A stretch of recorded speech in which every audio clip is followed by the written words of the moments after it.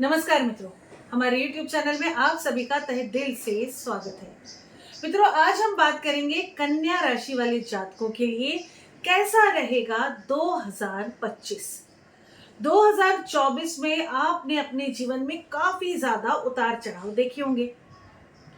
मित्रों, केतु आपके लग्न पर ही विराजित थे, जो अब 2025 में 18 मई को गोचर करने वाले हैं।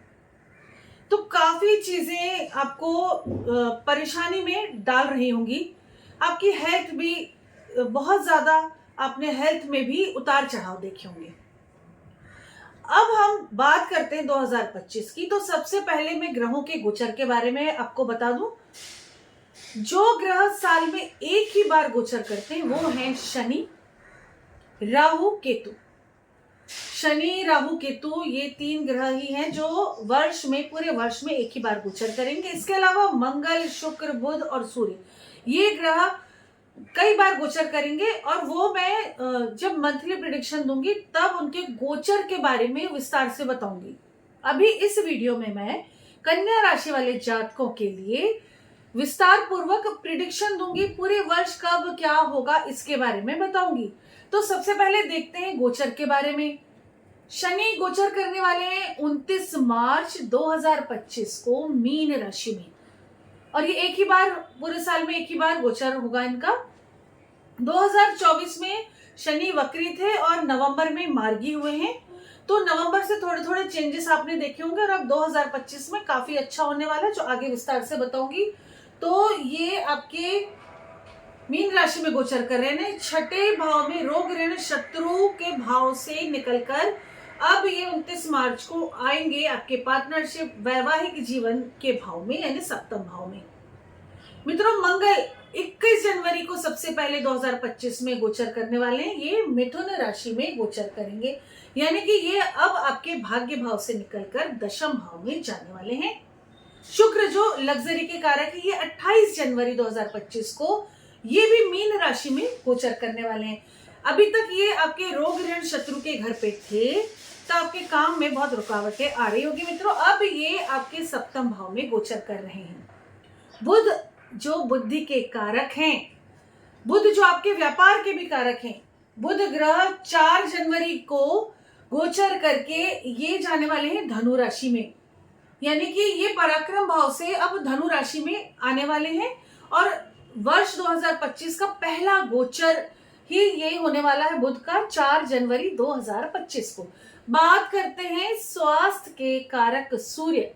सूर्य देवता 14 जनवरी 2025 को मकर राशि में गोचर करेंगे, यानी कि ये अभी तक थे आपके सुख भाव में, और अब ये आने वाले हैं आपके पंचम भाव में।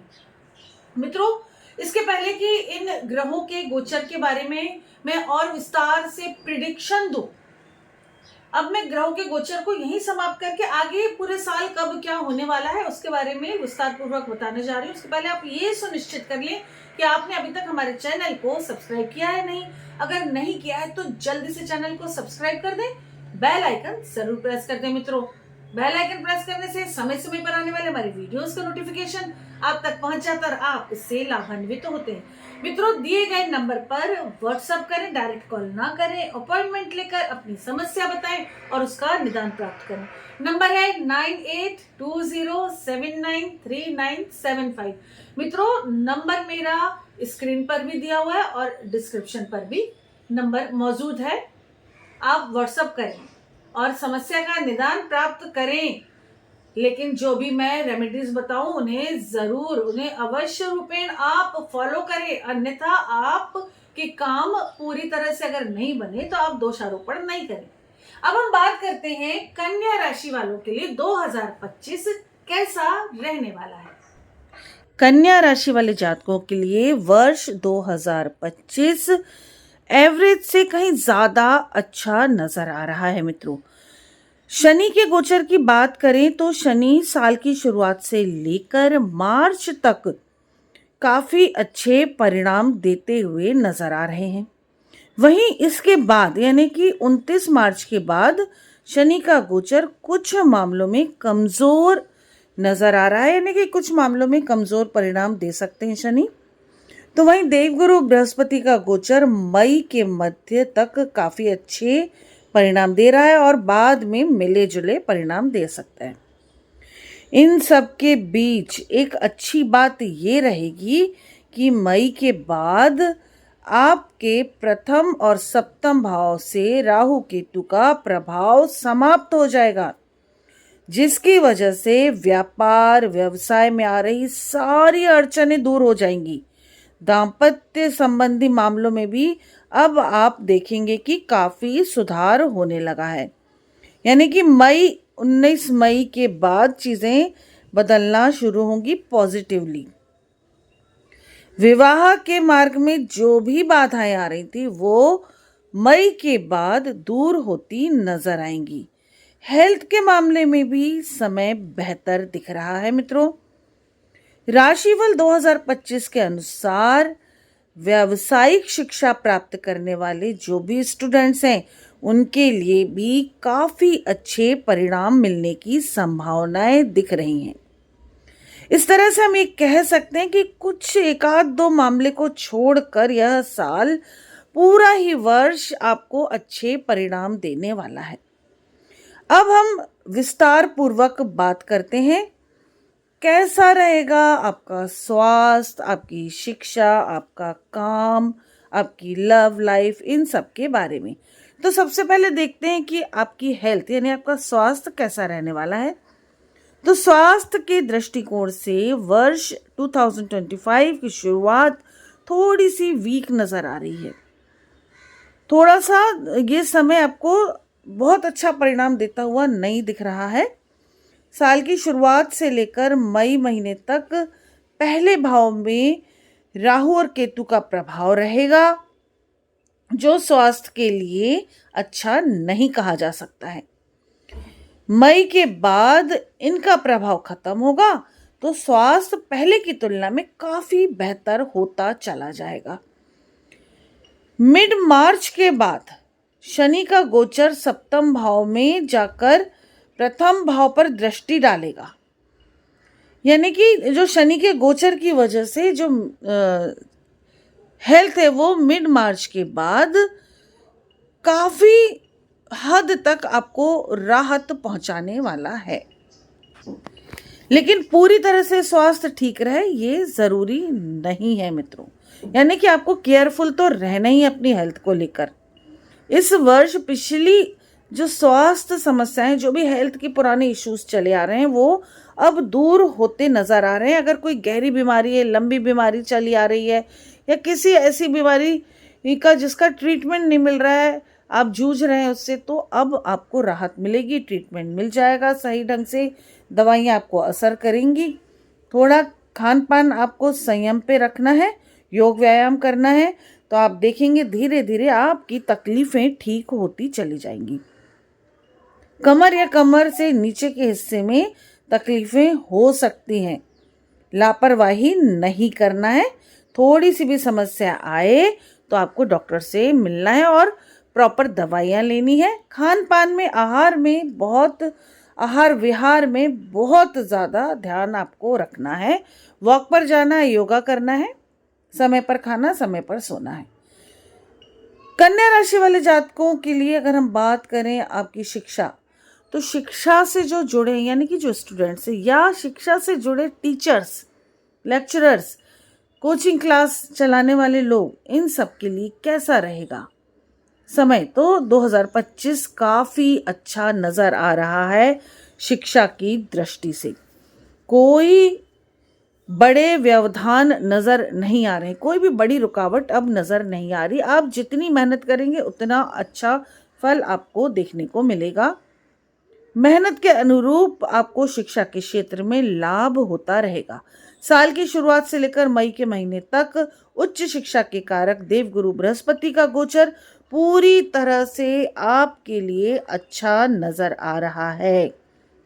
स्वाभाविक है आप शिक्षा में अच्छा करते ही रहेंगे। मई मध्य के बाद देवगुरु बृहस्पति का गोचर आपके कर्म स्थान पर होगा।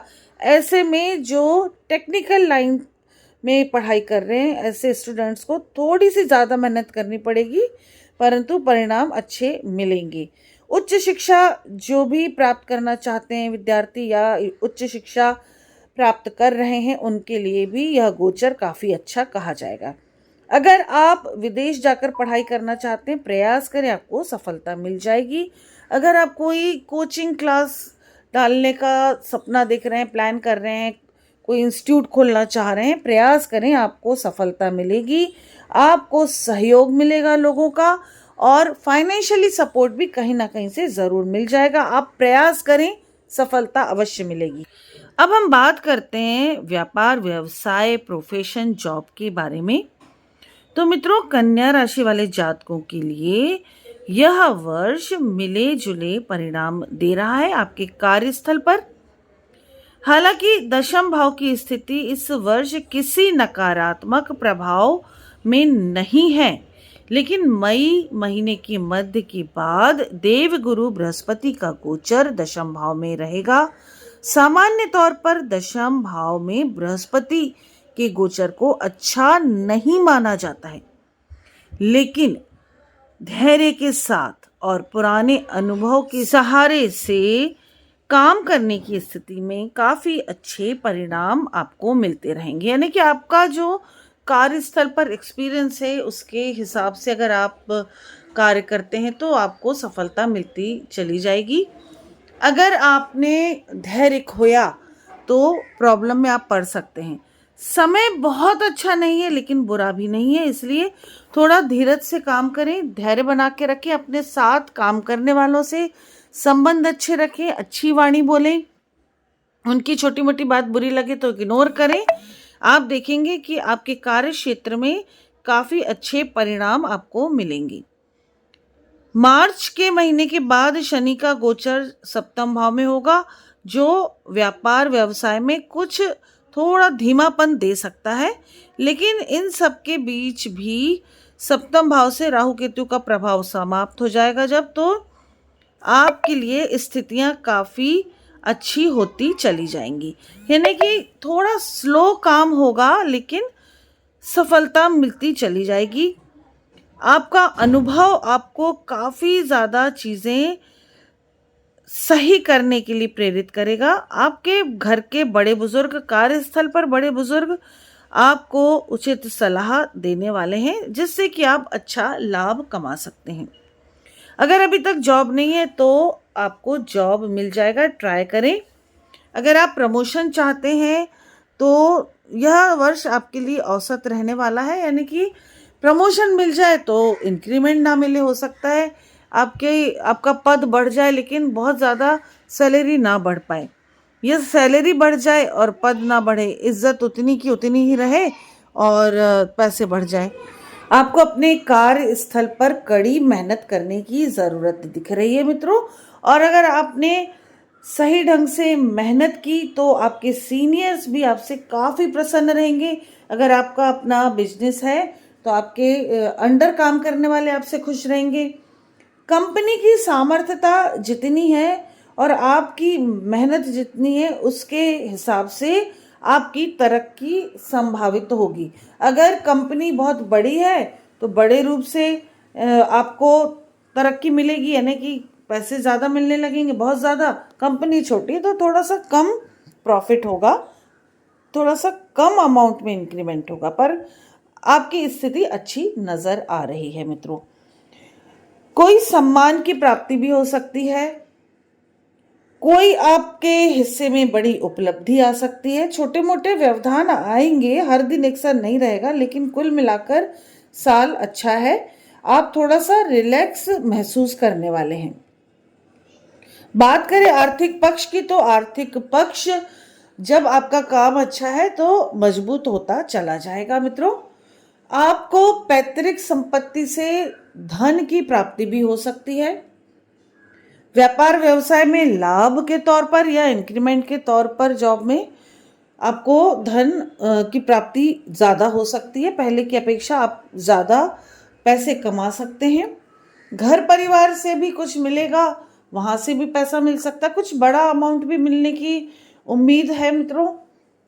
साथ ही आपका पार्टनर भी आपको कुछ फाइनेंशियल हेल्प करते नज़र आ रहा है। कोई भी समस्या चली आ रही है लंबे समय से धन को लेकर, तो वो अब सुलझती नजर आ रही है। हालांकि धन की रक्षा सुरक्षा आपको करना है, फिजूल का पैसा खर्च ना हो, इस बात का आपको पूरा ध्यान रखना है। कमाई से ज्यादा खर्चे नहीं करना है। फिजूल खर्ची रोक कर थोड़ा पैसा जोड़ें या सही जगह इन्वेस्ट करें। अपनी कुंडली जरूर दिखा लें या टैरो कार्ड रीडिंग ले लें, अन्यथा आप कुछ ऐसी जगह धन इन्वेस्ट कर देंगे कि जहां से आगे नुकसान होगा। अभी तो आपको फायदा हो रहा है, परंतु उचित मार्गदर्शन ले लेंगे तो आपके लिए बेहतर रहेगा आने वाले समय के लिए। उसके लिए मेरा नंबर नोट कर लें 9820793975। मित्रों, मेरा नंबर स्क्रीन पर भी और डिस्क्रिप्शन पर भी है। बाकी 2025 सामान्य तौर पर अनुकूल परिणाम आपको देता हुआ नजर आ रहा है। बात करते हैं आपकी लव लाइफ के बारे में, तो लव लाइफ के लिए भी मिला जुला ही नजर आ रहा है यह वर्ष। पंचम भाव के स्वामी शनि साल की शुरुआत से लेकर मार्च के महीने तक छठे भाव में रहेंगे। भले ही पंचमेश का छठे भाव में जाना अच्छी बात नहीं है, लेकिन शनि का छठे भाव में गोचर अच्छा माना गया है। स्वाभाविक है कि सार्थक प्रेम में मददगार होगा, यानी कि आपका प्यार अगर सच्चा है तो आपको सफलता जरूर मिलेगी। अगर आप विवाह करना चाहते हैं तो बात करें, पार्टनर से पहले बात कर लें, सलाह मशवरा कर लें जिसके साथ आप विवाह करना चाहते हैं, फिर घर वालों से बात करें, आपको सफलता मिलेगी। मित्रों, अभी तक आप सिंगल हैं और किसी को एक तरफा प्यार करते हैं, बात करें, आपको 99% तक मैं गारंटी देती हूँ आपको आपका प्यार मिलने वाला है।